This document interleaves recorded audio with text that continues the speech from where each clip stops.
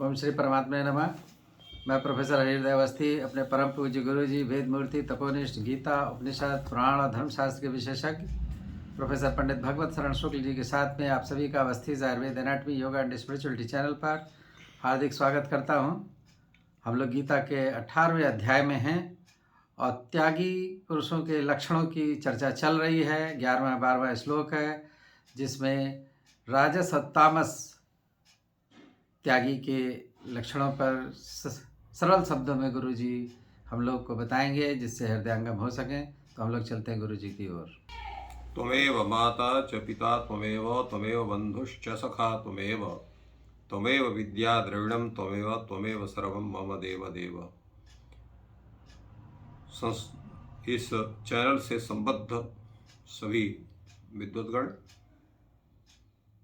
सभी जिज्ञासु छात्रवृंद, सहृदय सज्जन वृंद एवं इस चैनल के संस्थापक तथा प्रबंधक आचार्य हरिहृदय अवस्थी जी, गीता ज्ञान यज्ञ के शुभ अवसर पर आप सबका स्वागत है।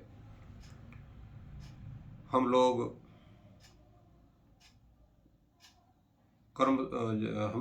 मुख्य संन्यास योग नामक 18वें अध्याय पर चर्चा कर रहे हैं, जिसका आज 11वां श्लोक है। नहीं देहभृता शक्यम त्यक्तुम कर्माण्यशेषतः यस्तु कर्म फल त्यागी सत्यागीत्यभिधीयते।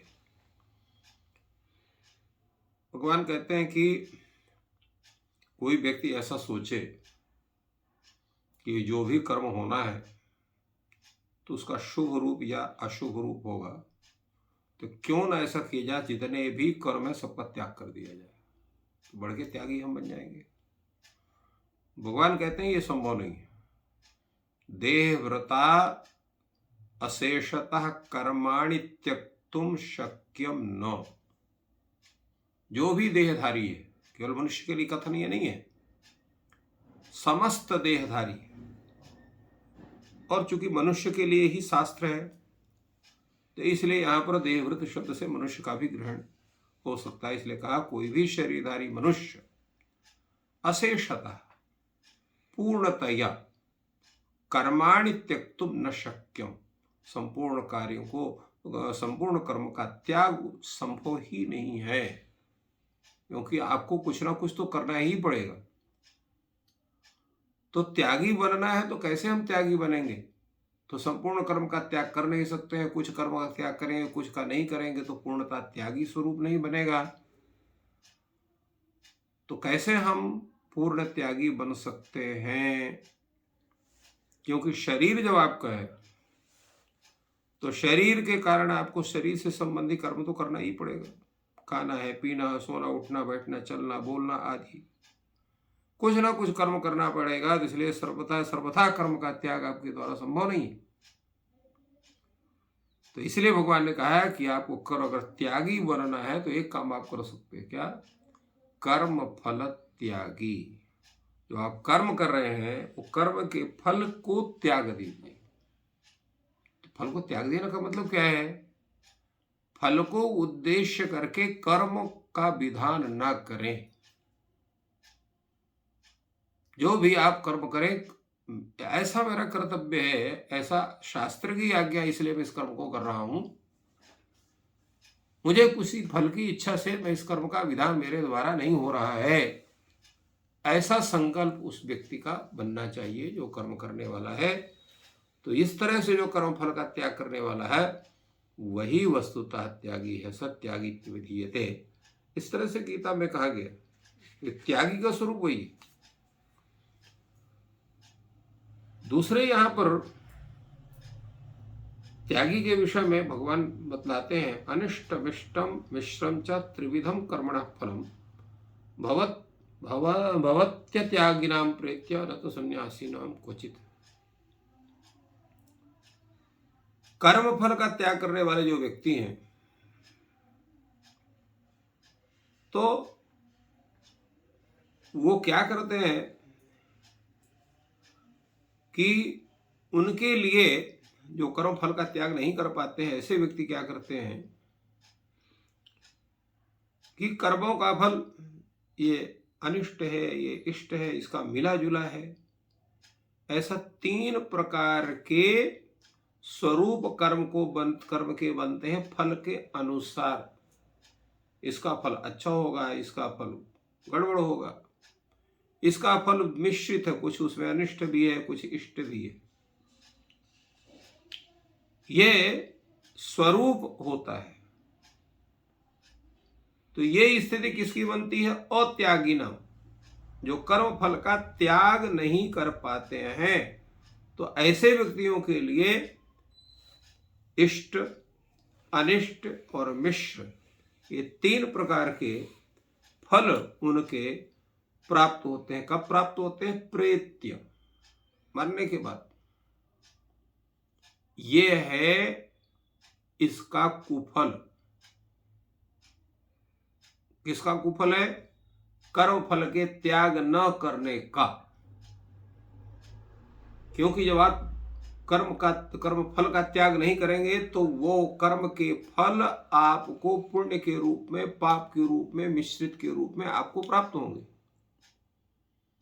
इसलिए भगवान कहते हैं अत्यागी नाम प्रेत्य अनिष्टम इष्टम मिश्रम त्रिविधा कर्मणः फलम भवति। किसको होता है? जो कर्म फल का त्याग नहीं कर सकते हैं।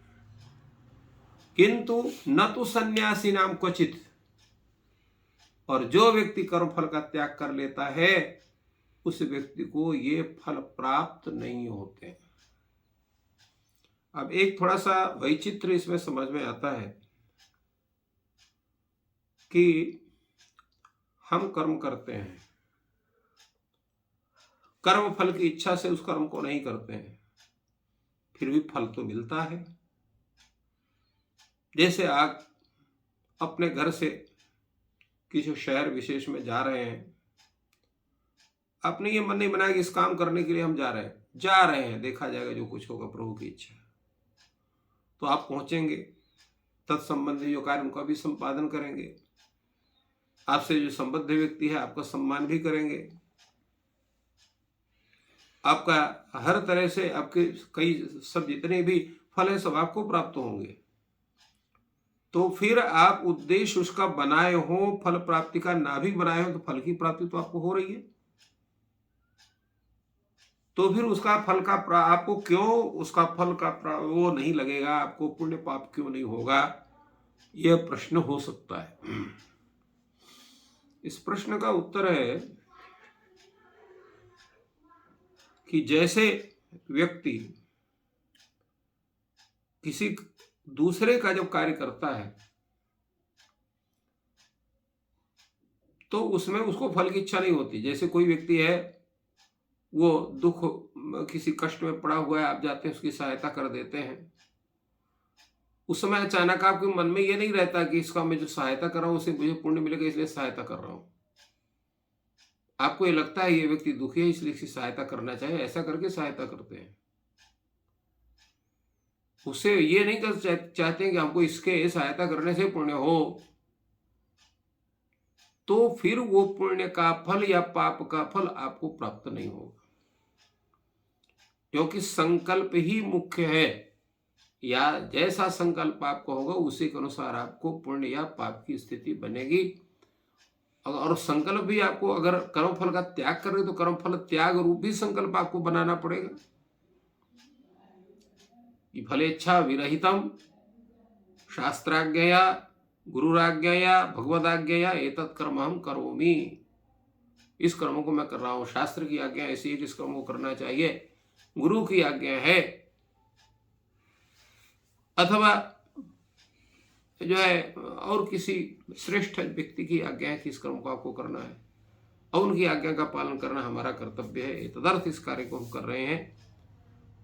तो कर्म करेंगे, फल आएगा, परंतु फल का जो उसका पुण्य रूप या पाप रूप जो अपूर्व है उसकी संप्राप्ति आपको नहीं होगी, जिससे आप बद्ध नहीं होंगे। इसलिए भगवान ने कहा कि जो है अत्यागी नाम प्रेत्य इष्टम इष्टम मिश्रम च त्रिविधा कर्मणः फलम भवति। 3 प्रकार के कर्म फल होते हैं, तो उनको नरक की भी प्राप्ति होती है, स्वर्ग आदि लोगों की भी प्राप्ति होती है। न तो सन्यासी नाम क्वचित, सन्यासियों को नहीं होता। सन्यासी का तात्पर्य यहाँ सन्यासी नहीं है जो सन्यास यह संस्कार युक्त हो करके वस्त्र आदि पहनकर, सन्यासी नाम अर्थात कर्म फल सन्यासी नाम, कर्म फल त्यागी नाम, कर्म फल का जो त्याग करने वाले व्यक्ति हैं उनको पुण्य पाप का फल उनको जो है नहीं होता है, न इष्ट का होता है, न अनिष्ट का होता है, न मिश्र का होता है। यही अंतर है दोनों में।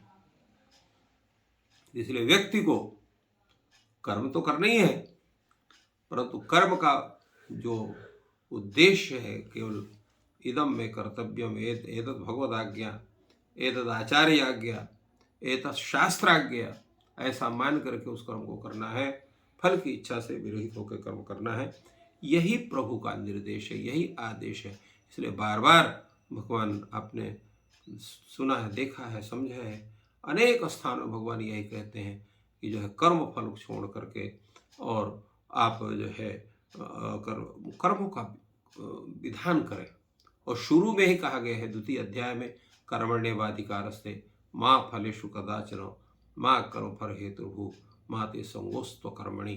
तो इस तरह से भगवान उसी प्रतिज्ञा वाक्य को अनेक स्थलों में दोहराते हैं, बताते हैं, जिससे व्यक्ति का मार्ग प्रशस्त हो और वह व्यक्ति उस प्रशस्त मार्ग में चल करके अपने जीवन को परम पुरुषार्थ मोक्ष की साधना में लगाए। तो इस प्रकार गुरु जी ने बहुत ही सरल शब्दों में त्यागी पुरुष की चर्चा की, और ईश्वर आपकी सहायता करें। आपका दिन शुभ हो। धन्यवाद।